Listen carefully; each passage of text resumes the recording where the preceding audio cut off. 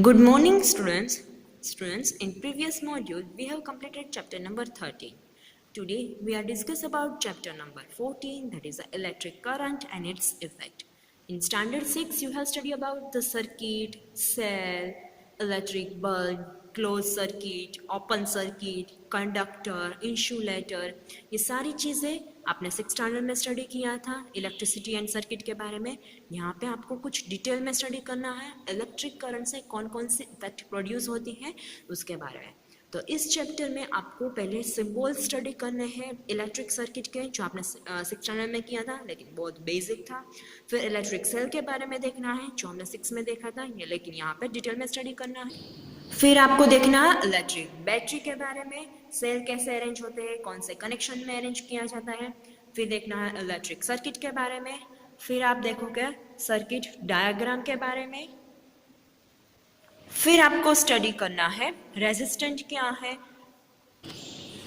And फिर देखना है effect of electric circuit. Electric circuit से बेसिकली 3 इफेक्ट प्रोड्यूस होती है, heating effect, magnetic effect and chemical effect. यहाँ पे आपको इस चैप्टर में हीटिंग एंड मैग्नेटिक इफेक्ट के बारे में स्टडी करना है, एंड स्टैंडर्ड 8 में आपको केमिकल इफेक्ट के बारे में स्टडी करना है।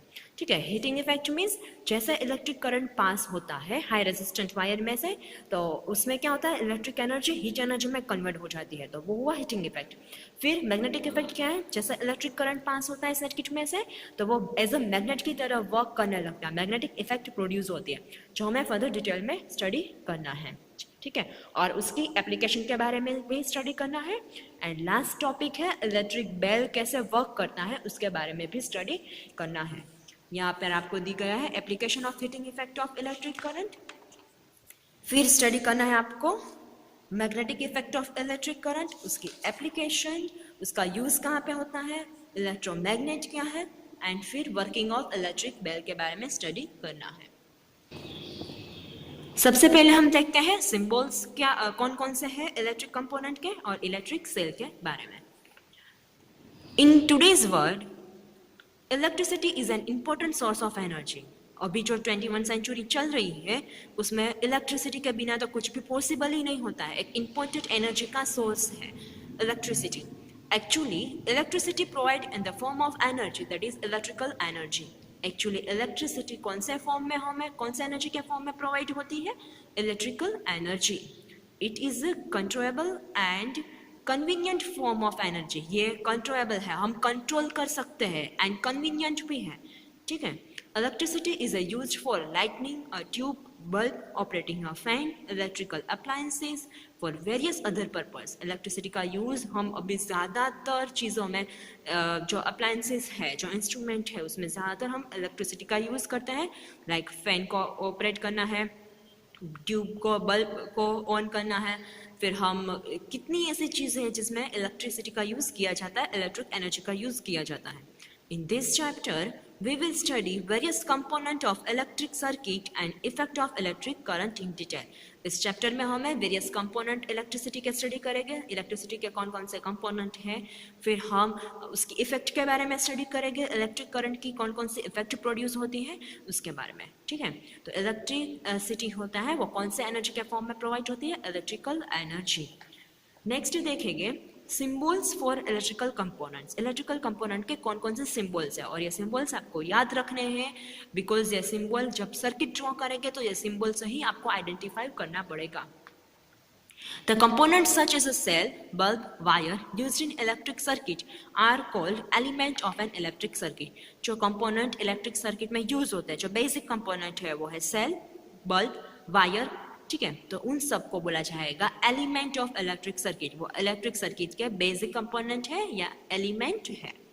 To draw an electric circuit by making an actual diagram of cell, battery, switch, bulb and etc. is a very difficult and take a lots of time।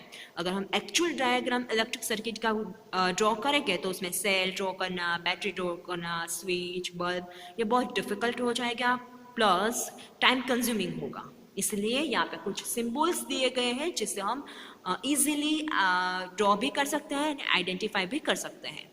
So scientists have to devise a standard circuit symbol for electric component that are easy to show and understand, हम easily draw भी कर सकते हैं and understand भी कर सकते हैं electrical connection in a simple way.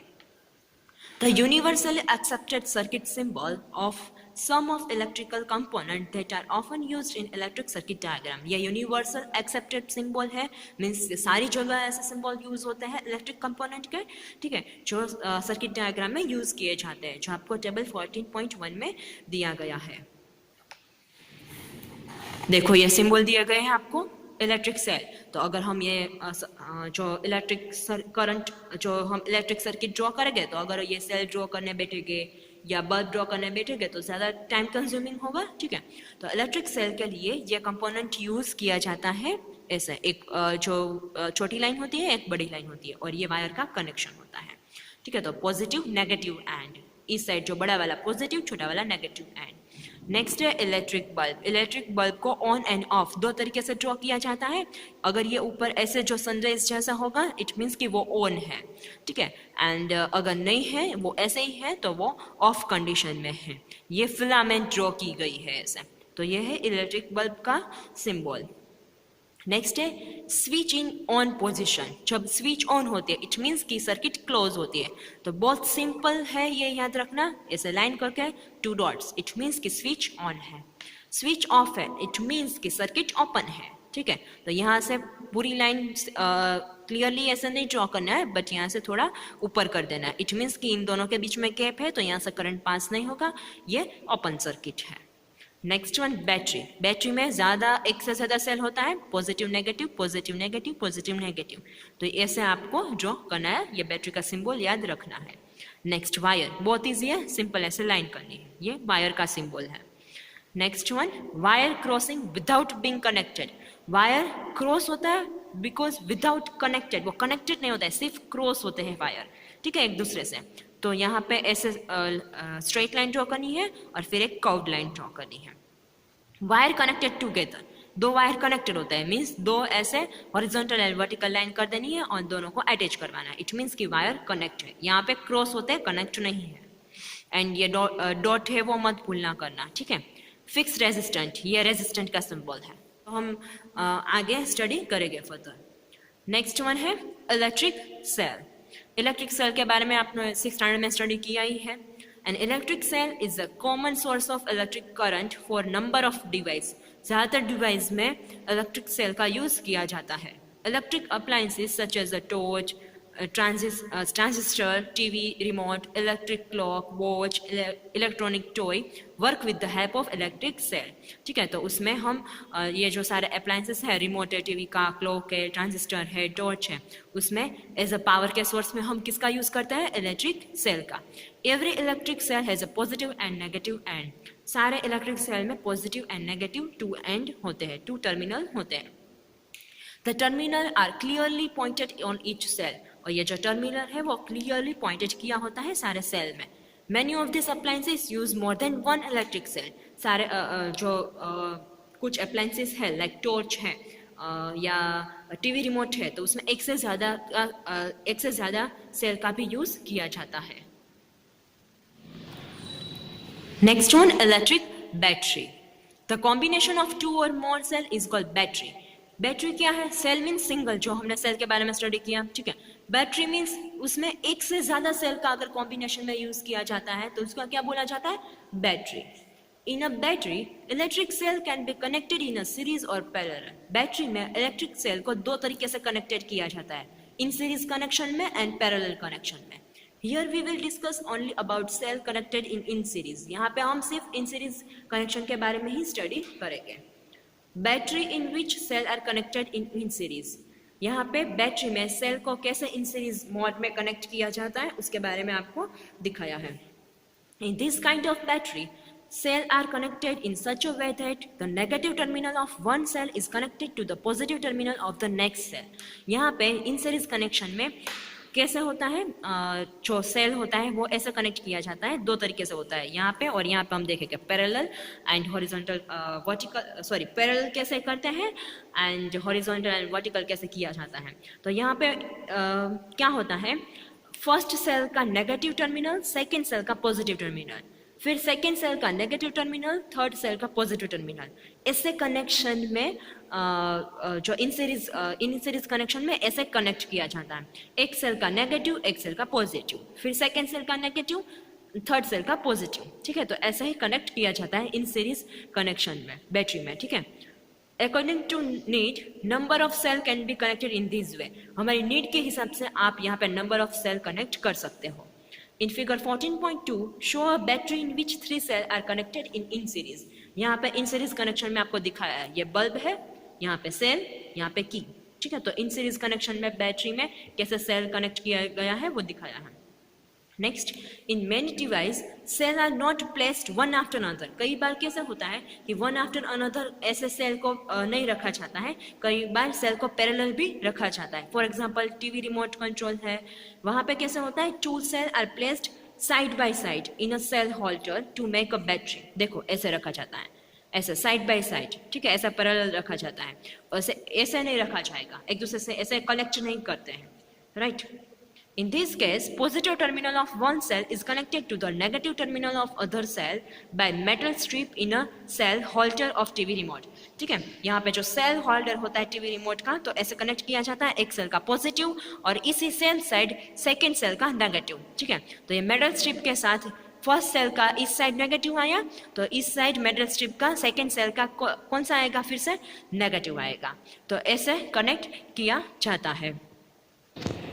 It means कि आप सिंपल वे में समझो तो ये सेल होल्डर में दोनों साइड मेटल स्ट्रिप प्रेजेंट है।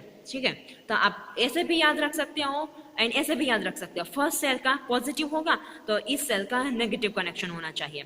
हम पता है कि टीवी रिमोट में अगर दोनों सेम साइड अगर मैं अगर नेगेटिव एंड यहाँ पे डाल दूँ फर्स्ट सेल का और इसका भी नेगेटिव एंड है तो रिमोट नहीं चलेगा। ठीक है, तो वन साइड एक सेल का नेगेटिव, एक सेल का पॉजिटिव टर्मिनल आना चाहिए तो ही टीवी रिमोट वर्क करेगा। तो ऐसे कनेक्शन किया जाता है कई बार जो इंस्ट्रूमेंट होते हैं लाइक टीवी रिमोट है उसमें। ठीक है, this way cell are connected in series. ये भी इन सीरीज में ही है, वो सेल होल्डर में ऐसे कनेक्ट करते हैं मेटल स्ट्रिप से। This way cell are connected in series. Moreover, in order to help us place cell correctly in cell holder, symbol of plus and minus are printed on a two side of cell holder, and cell holder में two side में symbol plus and minus का वहाँ पे as a printed ही किया होता है। ठीक है, next one, the batteries used in car, bus, truck, tractor, inverter and etc. are also made by connecting a cell. A cut out of the car battery having a 6 cell is shown in figure 14.4. This type of cell are storage cell. This cell can be recharged. An ordinary cell which can be used in torch etc. however cannot be recharged. Once exhausted they should be disposed of properly. देखो battery जो truck में use करते हैं, बस है, car है, तो उसमें ऐसे ही कनेक्शन किया जाता है। और उसमें जो बैटरी होती है उसमें 6 सेल और 6 से ज़्यादा भी इंसर्ट किया जाता है। बट जो स्पेशल टाइप ऑफ सेल है जो कार के बैटरी में यूज़ किया जाता है वो कौन सा सेल होता है, स्टोरेज सेल होता है। उसको फिर से आप रिचार्ज कर सकते हो। बट जो हम यूज़ करते हैं रिमोट में, टॉर्च में, जो ऑर्डिनरी सेल है उसको हम रिचार्ज नहीं कर सकते हैं। वो एक बार ख़त्म हो जाता है तो उसको फिर से नया रिप्लेस करना पड़ता है, उसको हम रिचार्ज नहीं कर सकते हैं। तो उसको ऑर्डिनरी सेल बोला जाएगा, ऑर्डिनरी सेल, एंड जिसको रिचार्ज कर सकते हैं उसको स्टोरेज सेल बोला जाएगा। ये स्पेशल टाइप ऑफ सेल जो cut out of cell battery में होता है, जो special type of cell use होते हैं जिसको रिचार्ज कर सकते हैं। ठीक है, तो उसमें 6 या 6 से ज़्यादा सेल यूज़ होते हैं तो वो स्टोरेज सेल होते हैं। एंड ऑर्डिनरी सेल को हम रिचार्ज नहीं कर सकते हैं जो टॉर्चेस एंड टीवी रिमोट में यूज़ होते हैं। नेक्स्ट वन है इलेक्ट्रिक सर्किट जो हम नेक्स्ट मॉड्यूल में देखेंगे।